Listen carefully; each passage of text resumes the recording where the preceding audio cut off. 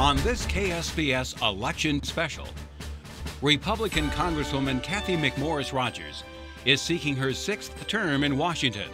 Her challenger is political newcomer Democrat Joe Pakotas. They debate health care, jobs, foreign affairs, and more as KSBS presents the 5th District Congressional Debate.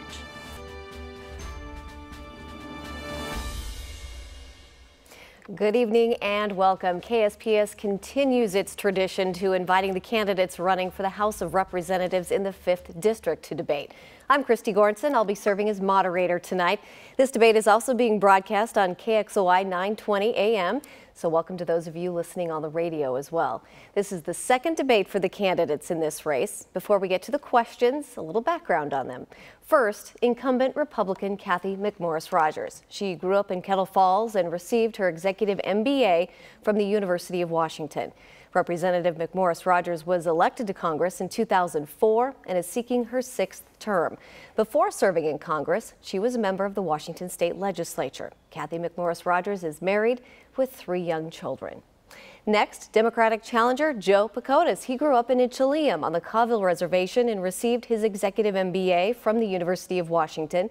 His work experience includes serving as the Chief Executive Officer for the Colville Tribal Federal Corporation. Mr. Pakotas is the former executive director in medical and dental services for the Kalispel tribe and twice served as tribal chairman. This is his first run for a non-tribal elected office. Joe Pakotas is married with 4 adult children. And welcome to you both. Thank you for being here. Thank you. So for this debate, the candidates will answer questions from a panel of Spokane journalists, and I'll introduce them now. From the Spokesman Review, legislative and state government reporter and political columnist Jim Camden. From KHQ Local News, reporter Dylan Wallenhouse. And here tonight from KREM 2 News, reporter Sean Chitness. Before we begin, we want to go over a few of the debate rules for our viewers. All of these rules were agreed to by the candidates prior to this debate. The reporter panel will ask the same question to both candidates, or panel member may direct a question to just one candidate. Reporter panel members may request a follow-up to an answer. Answers will be limited to 1 minute. After each candidate has answered, they'll be given a 30-second rebuttal. So let's begin with opening statements. Each candidate will have 1 minute, and Representative McMorris Rodgers, you'll go first. Well, thank you, and thank you to KSPS for hosting this evening's debate, and to Joe for joining me. It is my honor to represent Eastern Washington in Congress, and I work hard every day to be worthy of your trust. I also work very hard to be an effective leader for Eastern Washington, and I don't believe for any moment that one party or one person has all of the answers, and that's why you've seen me work with everyone to get results for Eastern Washington. I'm proud of the fact that over the last year, 2 of the 72 bills that President Obama signed into law last year were pieces of legislation that I authored. One on hydropower, promoting hydropower electricity here in Eastern Washington, as well as one related to pediatric research. When I look at this election, I really believe that it's about the future. It is about what kind of a future are we going to have? How do we create a healthy economy and create more jobs, make sure that our country remains safe and secure? I'm here and look forward to the conversation about all of these solutions. All right, Mr. Pakotas, you have 1 minute. I'm Joe Pakotas, and I'm so grateful for this opportunity. I grew up right here in this community I love. I personally understand the hardships in our region. We grew up in poverty and in foster care. I now work daily to better our region as an educator, small business owner, and a community leader. As CEO of the Colville Tribal Federal Corporation, I led a $10 million economic turnaround in 9 short months. The 5th needs me, someone who won't just roll over. Whether it's affordable health care, veterans benefits, meals for hungry children, or women's rights, our current representative always votes no. I create jobs. I stopped millions of dollars in wasteful spending. I stopped decades of environmental damage. 91% of the American voters disapprove of her Congress. We can do better. I have the experience, understanding, and compassion to take your voice to Washington. All right, thank you. And Mr. Bacotas, you'll take the first question. And we're going to start off with Jim Candon. He's going to start us off on the subject of Congress's sliding approval ratings. Mr. Bacotas, the public's opinion of Congress reached historic lows during this session, which I think is something you just mentioned. But I'm wondering, if you were to win this election, you'll likely be a very junior member of a minority party in Congress. So what realistically could you do to change the public's low regard for Congress? I have the ability to work across party lines. I've done that in my past experience as a chairman of the Colville Confederated Tribes. It's a smaller body, but still the same concept. As I said, this Congress is the most dysfunctional, unproductive Congress in history. And as I said, you know, many of the American voters disapprove of it. One of the things that we can do is bring back the American people's voice. Right now, they do not have a voice in Congress, and that would be one of the first opportunities, one of the first steps that I would take is to actually offer the American voices into Washington, D.C. We do that by generating support in the local communities, generating support in the 5th Congressional District, where the election is chosen for either one of us tonight, this evening. So that would be the opportunity that I would accept, and that would be the opportunity that I would jump on, is to make sure that the American voices are heard. Representative McMorris-Rodgers, slightly different on the same topic. That rating has dropped while you've been in office for the last several sessions. What responsibility do you think you and your caucus, which controls the House right now, have for those low approval ratings? And what can you promise voters you'll do to restore some of their trust in Congress? Right. Well, I do work to be a representative that they can trust, both trust as far as being an effective representative for the people of Eastern Washington and making sure that their priorities are brought forward, but also looking for those opportunities to build the relationships across the aisle so that I can get the job done. And when you look at my record, when you look at the way that I've approached representing Eastern Washington, I have reached across the aisle, built the relationships. It's like everything in life. You have to build those relationships. And you've seen both on the legislation that I've introduced and got passed and signed into law, 2 of 72 bills just in this last year on pediatric research, hydropower, but also like on military families. I co-chair the Military Family Caucus with Sanford Bishop. He flew across the country. He's a Democrat from Georgia to be here at Fairchild for a summit. And I've worked with our senators in that effort and joining forces. And I've done that on disabilities. I've done that on other issues to get the job done. Mr. Bacotas, your opponent says she works across the aisle. What could you do better? One of the things, actually, I would present myself in Congress as an able body every day. Congresswoman McMorris-Rodgers right now has the 2nd worst attendance record in Congress. She attends less than 92% of the actual meetings that she's responsible for. And a constant obstruction and voting no on every issue that is brought forward into the House, or not even presenting a vote, an opportunity for a vote, is not crossing the lines and talking with the opposition at all. All right, and McMorris-Rodgers, you can have a 30-second rebuttal if you like. Well, yes, I would challenge you to look at my record and look at a record of somebody who is actually getting results. I started mentioning about the Military Family Caucus. I've worked on other issues, on transportation, on the Farm Bill, getting results, building the coalitions so that we are actually getting things done for Eastern Washington. I'm actually one of only 2 members of the Energy and Commerce Committee that got 2 bills signed by the President. This is part of being an effective leader in getting results for Eastern Washington. Let's move on to the next question. Dylan, you'll take this, and Representative McMorris-Rodgers, you'll answer this one first. All right, Representative. Well, your opponent, Mr. Bacotas, brought up the issue of you missing 92% of the meetings which the House you serve on. It's the House Energy and Commerce Committee. He mentioned that, and I believe in the past you have said because of your added responsibilities and you having a high profile in Congress, used that as kind of as the issue for missing those meetings. So do the added responsibilities that you have in Congress detract from your responsibilities here in the 5th District? Actually, everything that I do, the leadership roles that I have, the committees that I serve on, the issues that I bring forward, it is about being an effective leader for Eastern Washington. Eastern Washington's priorities are my priorities, and they're going to continue to be my priority.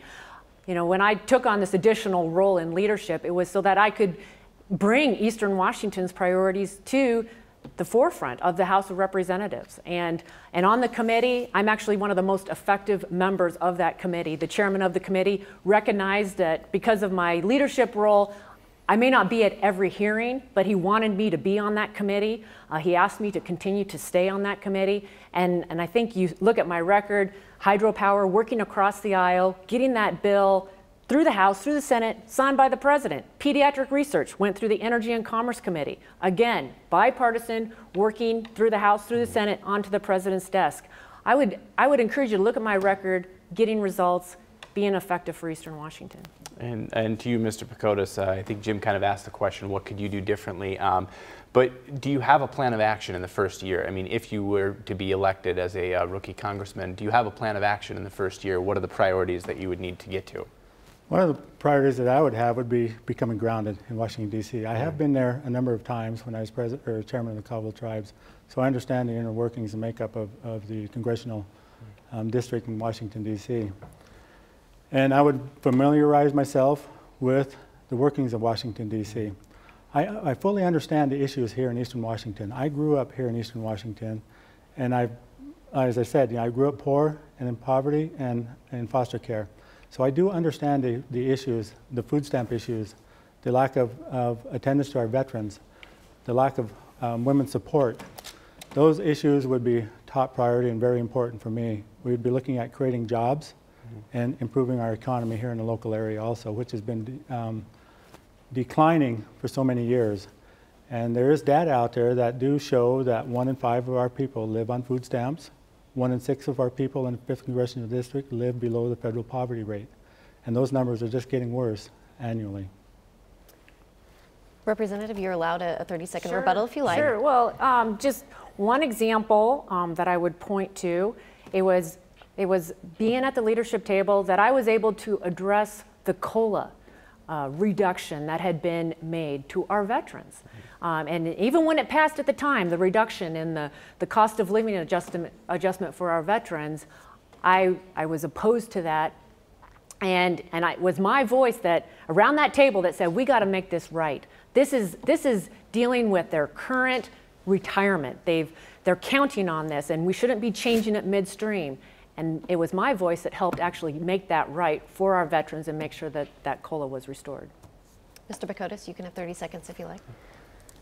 The issue of veterans is very close to my heart also, and I've been hearing from a number of veterans in the district throughout my travels here, and they have been neglected for many years now, and they're continually being neglected, and the lack of funding, the lack of support they receive in funding has diminished their abilities and also diminished their will to come forward and get that assistance that they demand or that they require. Our streets in Spokane are filling with veterans, homeless veterans. All right, thank you to you both. The next set of questions will focus on current events, and Sean Chitnis is going to begin this with the subject that's getting a lot of attention these days, Ebola. That's right, Christy. Candidates, this is the same question for both of you. This week, the Department of Homeland Security said that it was going to require travelers from 3 West African countries that want to enter into the United States to go through 5 specific airports. Do you support this step, and should there be more travel restrictions for those coming from that part of the world? And Mr. Pacotis, you will answer this question first. Okay.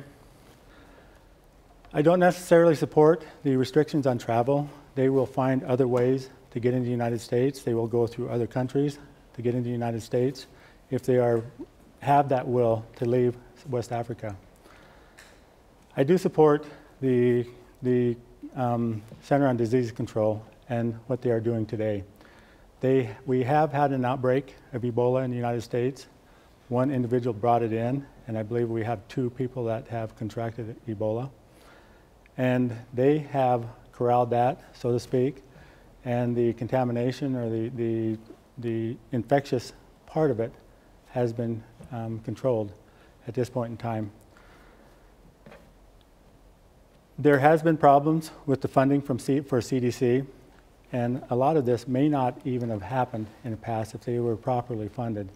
And the Republican sequester actually reduced the amount of funding that was appropriated to CDC. All right, Representative McMorris-Rodgers. Yes, I do support these travel restrictions. I believe that we need a very aggressive response, and we need to take immediate action to ensure that right here in America we are safe and secure. And I think we all have been concerned about the spread of Ebola, not just in West Africa, but the cases here in America. And so I also hear the concerns about our healthcare personnel and whether or not they've actually received the training so that they're ready to deal with it. And I think we need to be making sure that the standards are in place and that our healthcare personnel are getting the training that they need. I also have supported additional funds to the CDC. There was an additional appropriation in September for that. And both this year and last year, I supported funding to the CDC that was actually above what the president had requested. And I think that we need to be being very aggressive to make sure that we are protecting the American people. Candidates, I do want to follow up because a lot of health experts have said that the true plan to fight this is actually to put more attention on West Africa. So what should the United States be doing in that part of the world to help take on Ebola? Properly funding it. As I said, the funding was cut early on during the sequester time. Aid was cut by $400 million. U.S. aid was cut by $285 million. These are dollars that would have stopped or controlled the disease at that point in time. It may have completely stopped it and corralled it by now. And that's the issue that I have with that. The president has just recently appointed a point person as a, so to speak, a czar for that. So, and that is going to assist the CDC. Congress should be asking what they can do to help the CDC rather than politicizing the issue as they are today. All right, Representative McMorris-Rodgers, you can.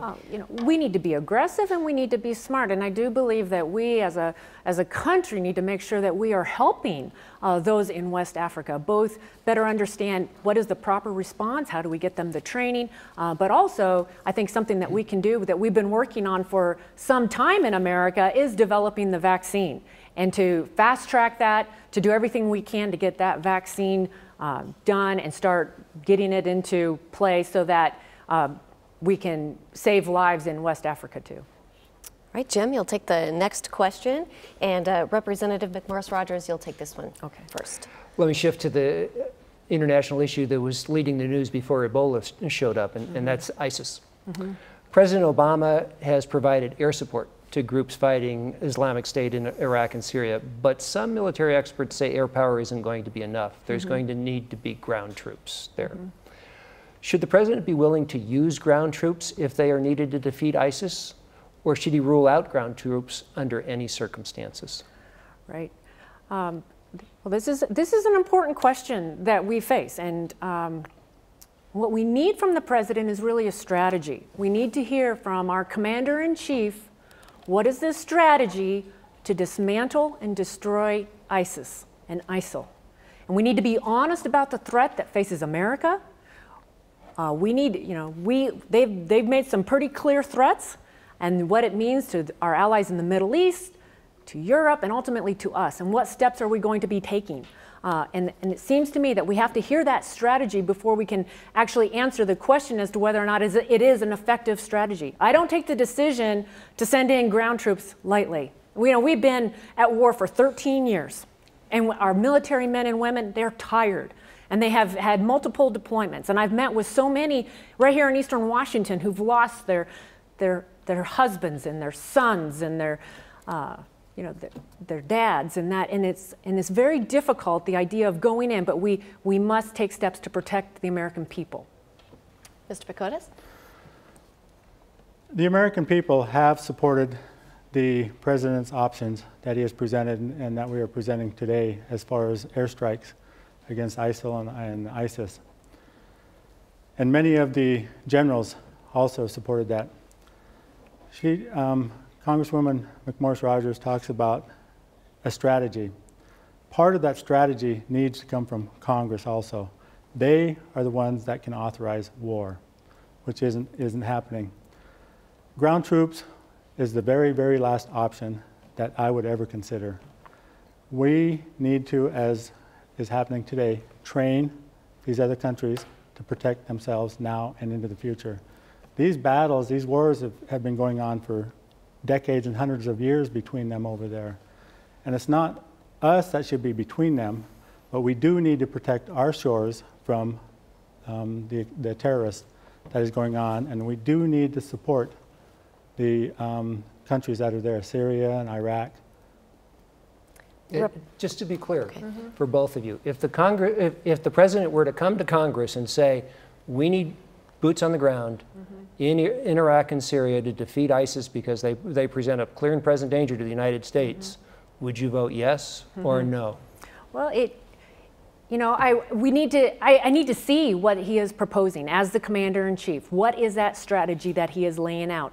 And I think part of it is that he needs to convince members of Congress, representatives, as well as people all across this country that this is a strategy that will work, that this is a strategy that will actually accomplish what is the stated goal.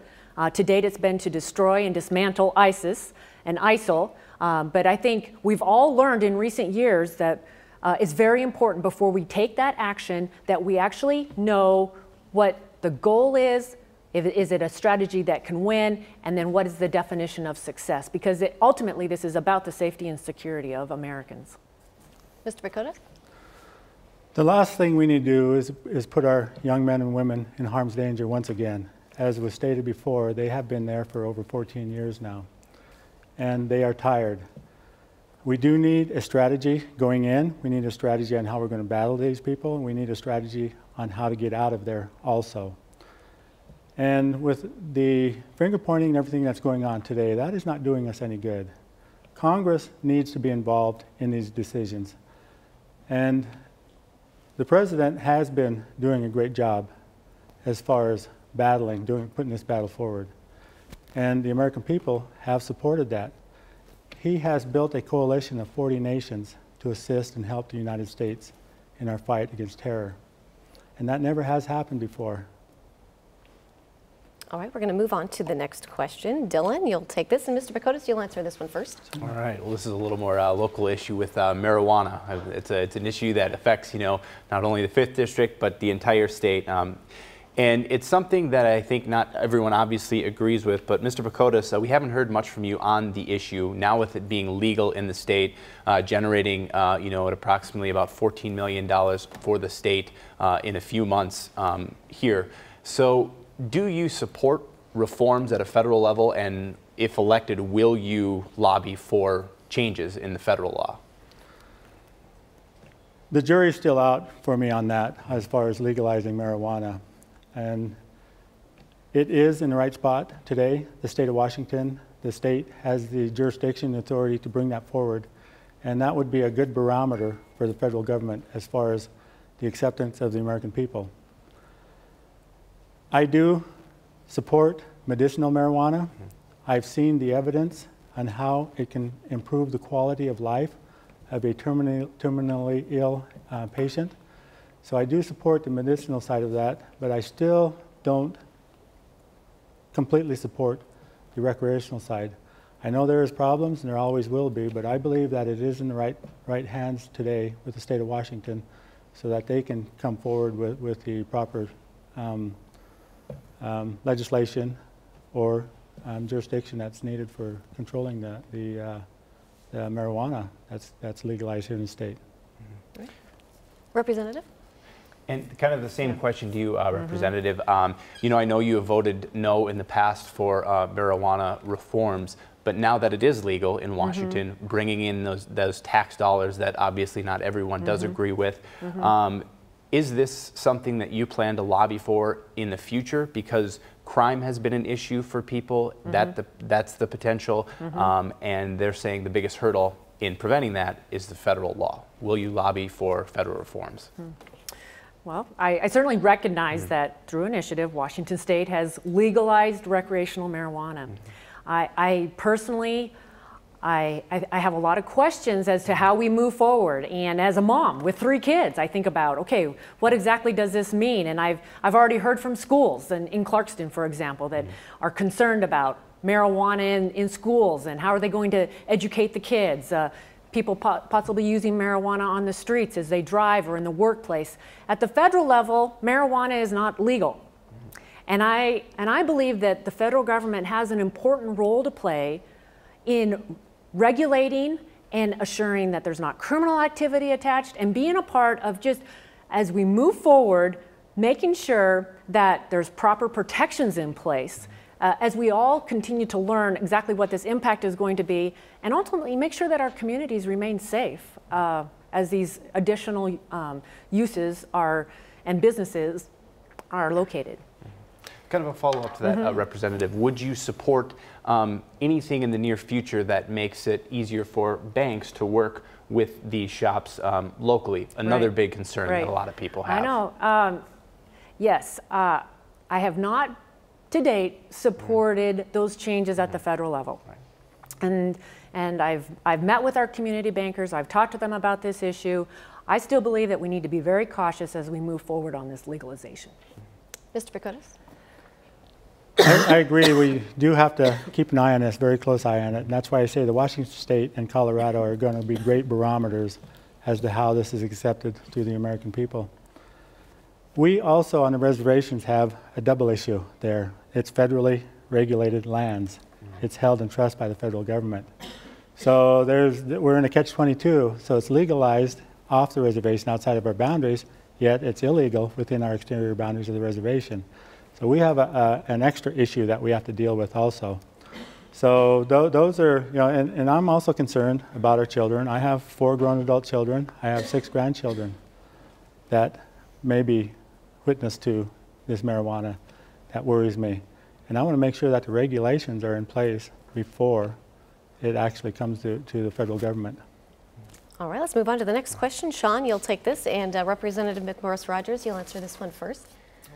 Slightly different questions for you candidates. Representative McMorris-Rodgers, while members in Congress have tried to repeal the Affordable Care Act or Obamacare several times, some Republican governors have recently said they don't think that's possible. So in the next session of Congress, would you try to repeal Obamacare again? And is there any part of the law that you believe should stay? Right. I believe that we need to start over.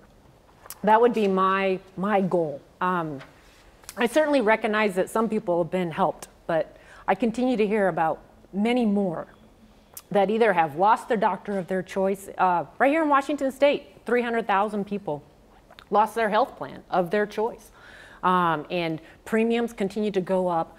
I believe that there's a better way to reform healthcare to ensure that people have access to quality and affordable healthcare. That is our goal.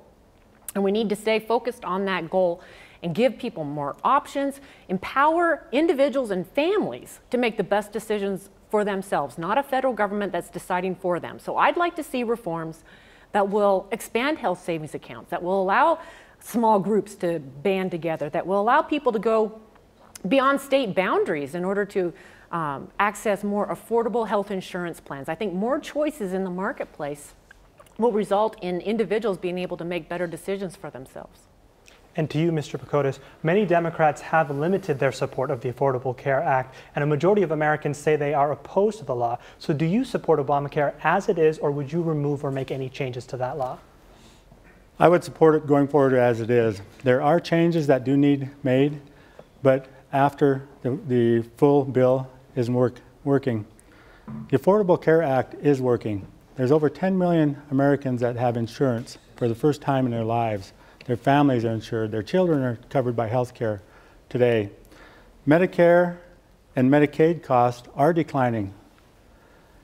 For the first time in history, there is true competition and transparency in the medical industry, in the healthcare industry.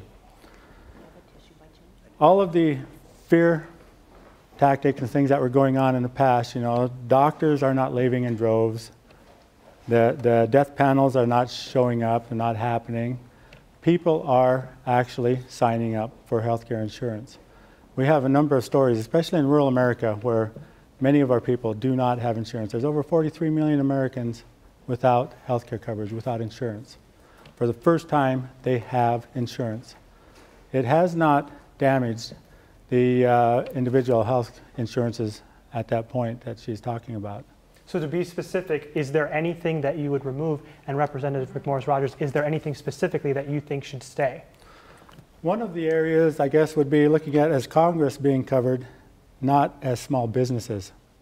Presently, the language does have them being covered as small businesses, and as far as their health care coverage. Another area that I would look at, not necessarily removing, but maybe implementing back into the Affordable Care Act after it was taken out by the Republican during the negotiations with President Obama, is the ability for the federal government to negotiate with the pharmaceutical companies for lower drug rates for our seniors and many of our veterans that are on fixed income or maybe on Medicare and Medicaid. They cannot afford the drugs that they are prescribed at this point in time. I certainly believe it's important that we are protecting those that have pre-existing conditions, that they have access to health insurance moving forward. I support the provision to allow those up to age 26 to be on their parents' plan.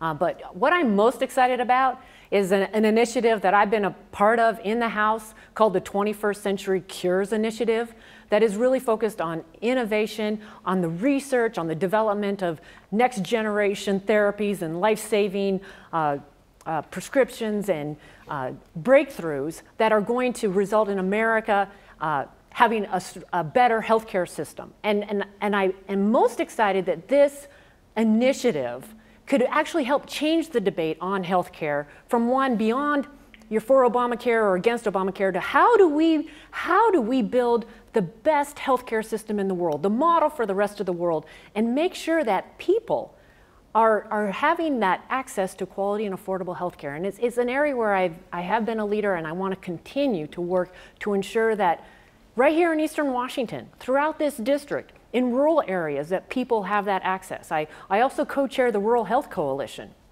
that is focused on especially issues related to rural health.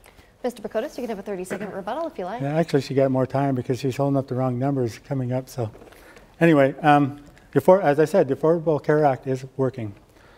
Now, there was fears about Medicare being diminished. There's also fears about the cost going up.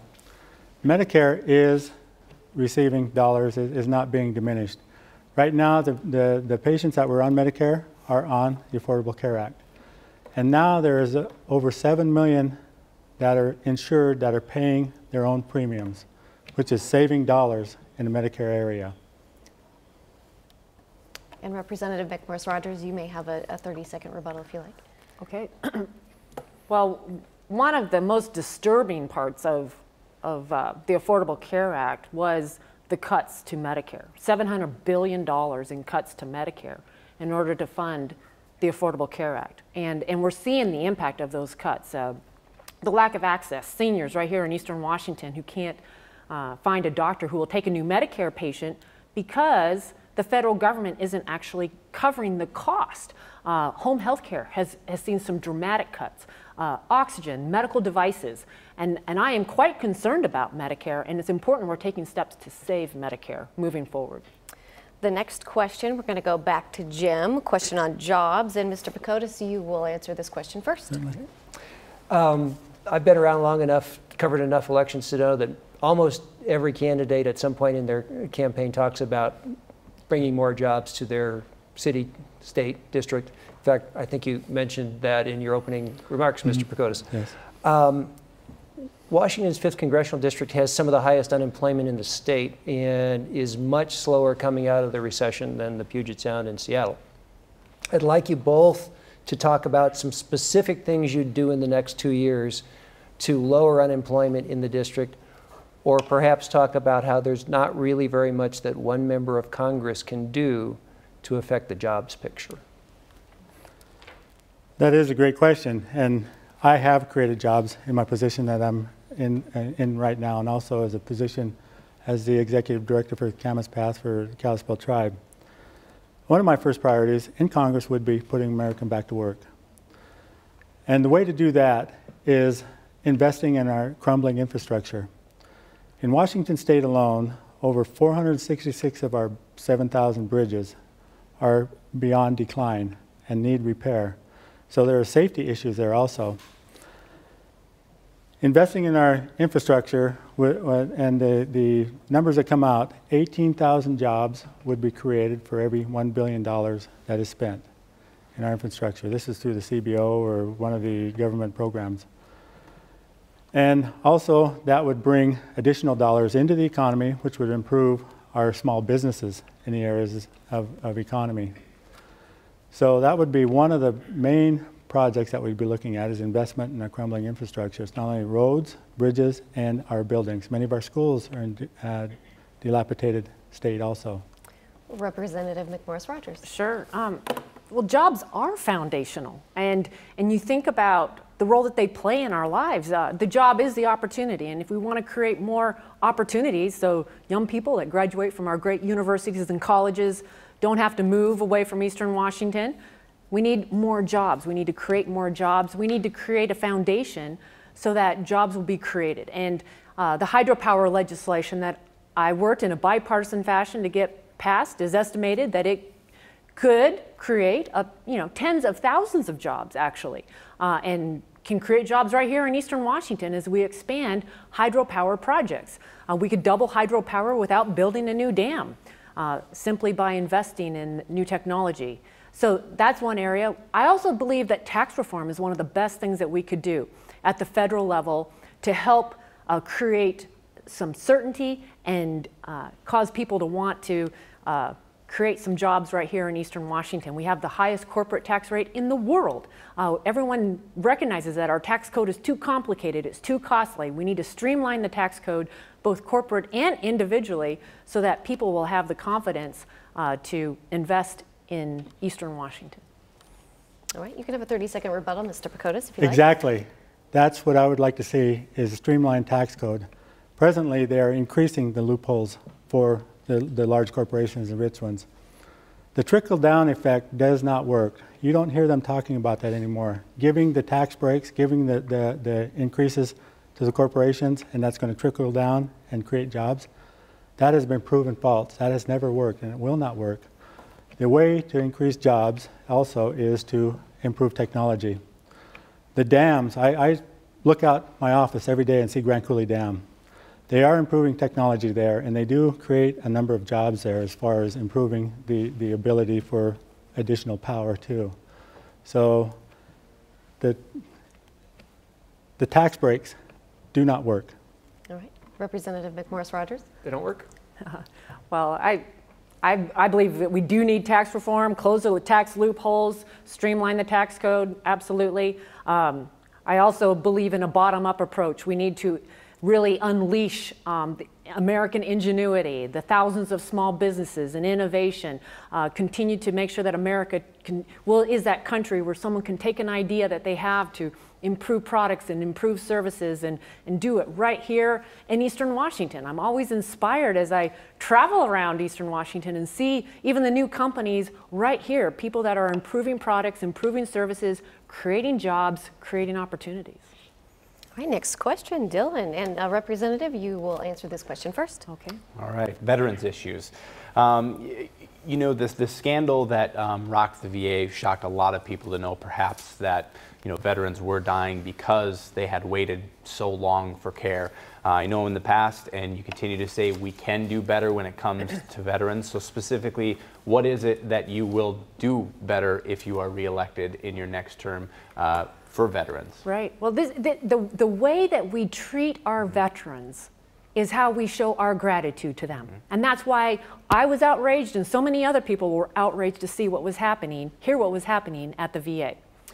And too often, this is the same case all across the country. So when I look at where we are, I think we need both structural and cultural changes at the VA so that we're rolling out the red carpet. When a veteran walks through that door, the red carpet should be rolled out. How can we help rather than they feel like a burden? I was part of leading actually action in the House. We took some first steps to allow doctors who've been waiting more than 30 days, or veterans who've been waiting more than 30 days for an appointment to be able to go to a local provider. We called for an independent medical review of every facility in this country, outside of the VA, Now, the VA has done its own review of both Spokane and Walla Walla and have found they want to look a little deeper. I believe it's also important to get that independent medical review. Hire more doctors, mental health providers was also included, but it's just a first step. Mr. Pakotis? Okay. I did have a follow-up Okay, question. go ahead. The follow-up question to that, what specifically will you do to make sure that happens moving forward? I know you have a record talking about veterans, but Right. what specifically moving forward will you do to make sure the things that you just mentioned will happen? Right. Well, that legislation just passed in July. We got to make sure that that's just, and then the independent medical review. We'll learn more so that we know what those next steps are. I've met with a company called ZocDoc, for example, who have developed an app where they've identified 25–30% of the doctor's appointments go unfilled in this country because people don't show up for their appointments. And I've connected them. They came to me. I connected them with the VA. Now the VA is saying, well, we're not sure we can do it, but I'm working with the VA to encourage them to look at some innovative approaches. I've also hired someone in my office who's a long time with the VA, working with homeless vets, John Davis, who has a tremendous record, who is not just helping veterans who aren't getting access right now that they need, but also helping me think through locally, what steps do we need to take to make sure that the veterans here in Eastern Washington, whether they live up in Republic or Colville or down in Walla Walla, Spokane, are getting the services that they need. That's the way we show our gratitude to them. Ms. Pakotis, very similar question. I know earlier you said that veterans are being neglected and that we have to obviously do better. Specifically, what will you do if you are elected? What will you do to make sure that not one more veteran is neglected at the VA or any other medical facility in our country? One thing would be propose proper funding for the Veterans Administration and to cover the veterans that we do see on the streets, and also the veterans that are on SNAP programs, receiving food stamps and that. Proper funding is one way to help take care of that, not diminishing or decreasing the funding. Last year, one of the greatest damages was done to the Veterans Administration, that was closing down the government. That diminished the service providers for the Veterans Administration. They never have recovered from that. That's why you're seeing more and more of our veterans out on the street. You go in Spokane here and you can see veterans on almost every street corner in Spokane, Washington here. They do not deserve that treatment. We need to provide the services and the support for these veterans. If it's going to be monetary, if it's going to be emotional, however it's got to be, we need to provide that support for them, for their better quality of life, for each one of them. Them and their families, we have to provide that support. All right. Representative, you can have a 30-second rebuttal if you like. Great. Well, as far as the funding, we have doubled the funding to the VA in recent years. I believe it is beyond funding. It is about the structure within the VA, and it's the culture within the VA. And we need to change that culture to one that is really about the veteran. And somehow in all of our efforts to help veterans through the veteran is getting lost.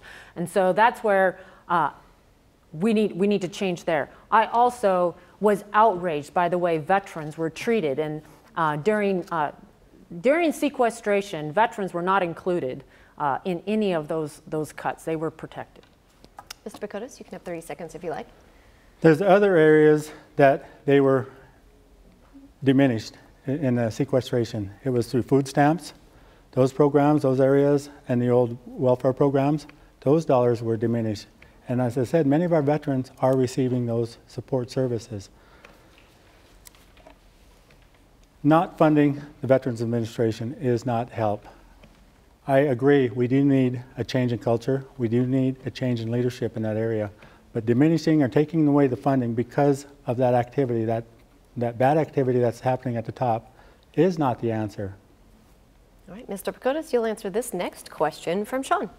Candidates, same question for both of you. Members of the Spokane tribe are waiting to hear from the Bureau of Indian Affairs as to whether that organization will approve their plan for a new casino in the West Plains.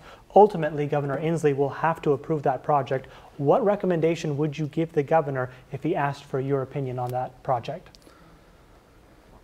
I guess review all the documents that are in place, review the federal legislation that is in place to assure that the Spokane tribe has properly gone through the stages that are required. We have federal legislation that identify how we do gaming on trust property outside of our reservation boundaries. And that's the Indian Gaming Regulatory Act, which was passed in 1988. And that identifies that process.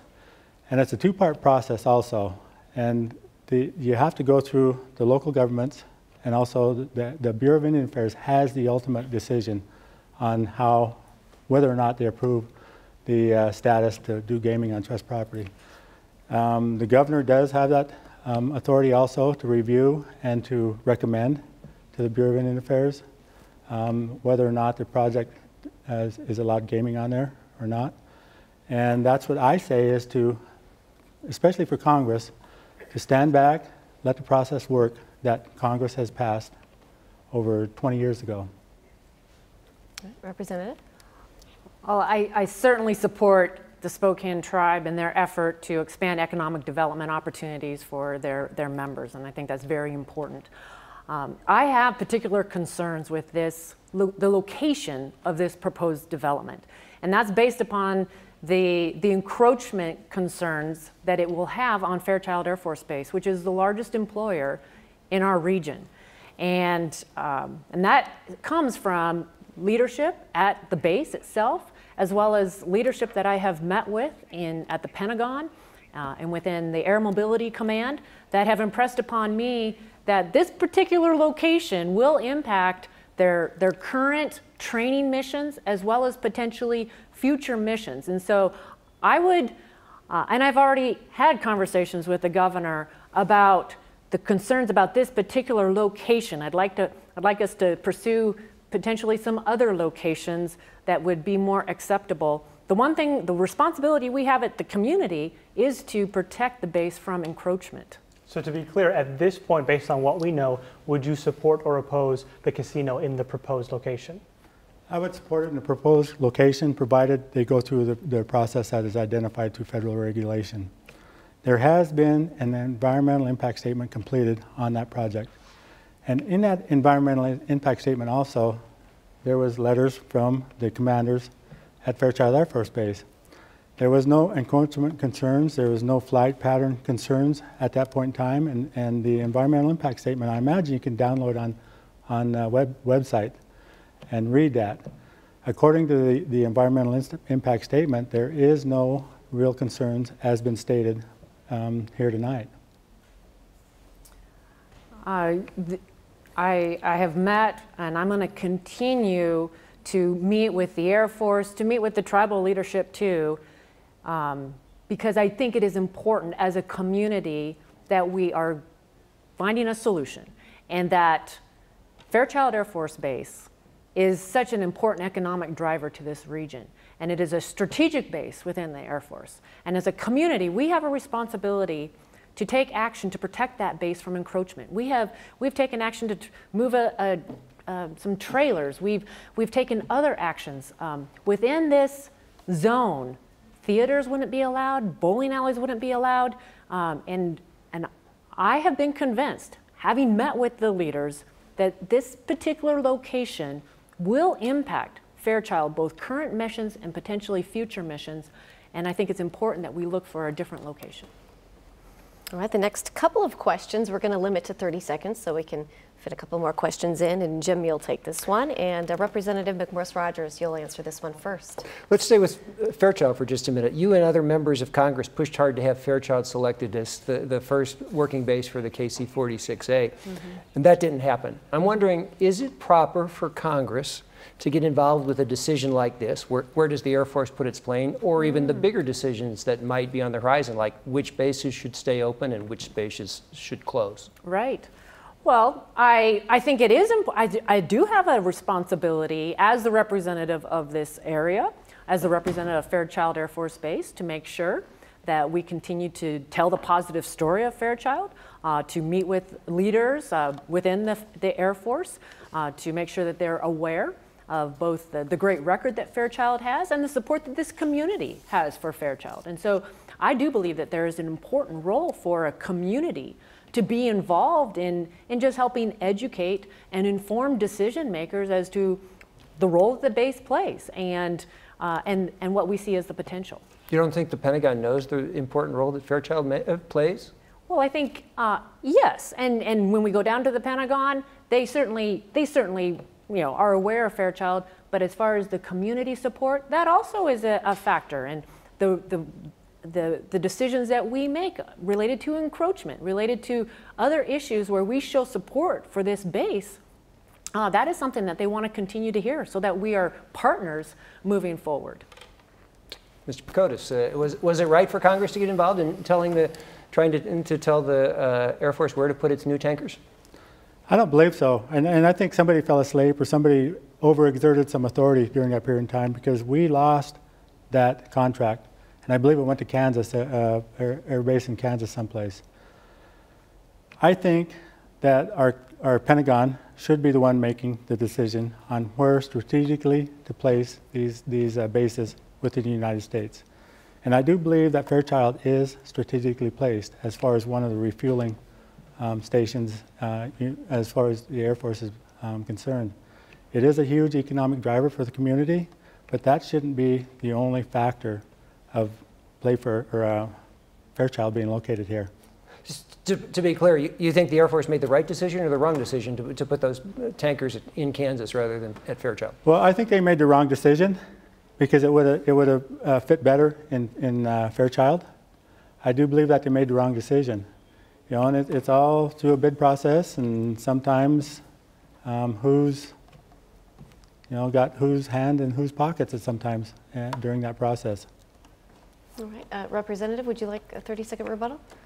Well, I believe that Fairchild is well positioned. We are the super tanker base, the only super tanker base that is west of the Rockies, and I think that it is strategic as you think about the pivot to Asia and more of the focus in that direction. But it is important that we continue to make sure that Fairchild's story is told, the commitment that this community has made to Fairchild, the fact that it was this community that donated the land to begin with, and the continued support that we have. And I think part of being an effective representative for this area is to ensure that I continue to build that relationship with the Air Force. Mr. Pacotis, you can have 30 seconds if you like. No, I think I'm okay, we'll move on to the next question. And Dylan, you have that question. Mr. Pacotis, you'll answer this one first. All right, Mr. Pacotis, questions about minimum wage. You have cities like Seattle increased minimum wage to about $15 an hour. You know, the U.S. is just over $7. Washington, you know, $9.32. Is this an issue that is a priority for you going forward, increasing the minimum wage, and is that the solution to basically closing the gap to wages and the cost of living? It's not quite the solution, but it's a great help. It's a great start to it. I do support an increase in the minimum wage to the $10.10 per hour that's proposed today. Every day, millions of Americans go to work at jobs that pay far too little. They cannot afford to provide services to their families. Raising the minimum wage would help the local economies here, because those people spend their dollars locally. They don't spend them out anyplace else.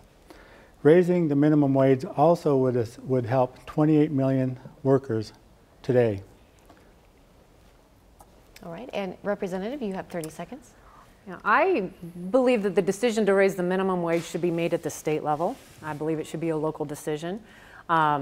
I'm someone who's worked a minimum wage job, worked at McDonald's, and I never viewed it as the end. I viewed it as the beginning, and I think it really points to the importance of for someone who's on minimum wage. I don't want them to feel like they're stuck on minimum wage, but that they see that they have opportunities for better paying jobs and higher paying jobs and more take-home pay, and that's where we need to be focusing on policies that are actually going to result in there being more jobs and more opportunities. Follow up to that, does the federal government bear any responsibility in your mind as far as increasing the minimum wage? Well, we do have a federal minimum wage. There's also quite a disparity around the country as to what income levels are, and I really think it's an issue that is better left at the state level so that regional considerations can be made, and that the focus needs to be more on how do we create more opportunities for people so that they don't feel like they're stuck on a minimum wage job, that they can go out there and find a higher paying job and a better job and maybe even start some jobs. And all of that means more opportunities. And Mr. Pakotas, 30 seconds. In the U.S., women are more likely to find themselves in these low-paying jobs, and many of these low-paying jobs do not have benefits for them also. Another fact is, if the minimum wage had kept pace with CEO salaries, the minimum wage today would be around $31 per hour. So you can see the disparity and the difference in how the wages and salaries are coming out. I say let's give the Americans who need it a raise. They deserve it. All right, that is going to be our last question. And so now we're going to move on to closing statements. And we did a coin flip a little bit earlier. And Representative Cathy McMorris Rodgers, you'll go first. Okay, well, thank you. I think this has been an important conversation that we've had today. And thanks again to Joe for joining me. You know, I really think ultimately there's a fundamental difference in how we approach solving problems and the challenges that people right here in Eastern Washington, the men and women face right here in Eastern Washington. I believe in a bottom-up approach to economic growth, to building that healthy economy and creating jobs and therefore giving people more opportunities. I believe in reducing poverty through more education, more educational opportunities and good jobs, good paying jobs. I believe in an approach that trusts people, parents and families and teachers and farmers to make better decisions for themselves than a federal government ever decides for them. What I want is to create opportunities to empower individuals and families so that they can make the best decisions and so people are not limited by where they came from, but they are empowered by what they can become. And I ask for your vote. All right, thank you, Mr. Pakotas. Thanks so much to KSPS for hosting this debate and to my opponent. You know now what you can expect from each of us if elected. I promise that given the opportunity to lead, I will represent your interest in Washington, D.C., not corporate interest, not party interest, but your interest. I've heard from my opponent this evening that if elected, she promises to keep pace with the same failed policies that she has for the past decade. My opponent and I stand in contrast. I value cooperation and collaboration. I come from a culture that believes we are obligated to leave this world a better place for our young people. It's been too long since your voice has been heard in Washington. Let me be that voice. I humbly ask for your vote and the privilege to represent you. Thank you. All right, thank you to you both. And that will do it for this debate. Our thanks to the candidates, Representative Cathy McMorris Rodgers and Joe Pakotas for joining us. Thank you as well to our panel of journalists, Jim Camden, Dylan Wallenhouse, and Sean Chitness. KSPS is pleased to bring you coverage of the 5th District congressional race. We'll post this debate on our website, ksps.org, and there you can watch the entire KSPS debate series anytime. I'm Christy Goranson, and for all of us at KSPS, thanks for tuning in. Good night.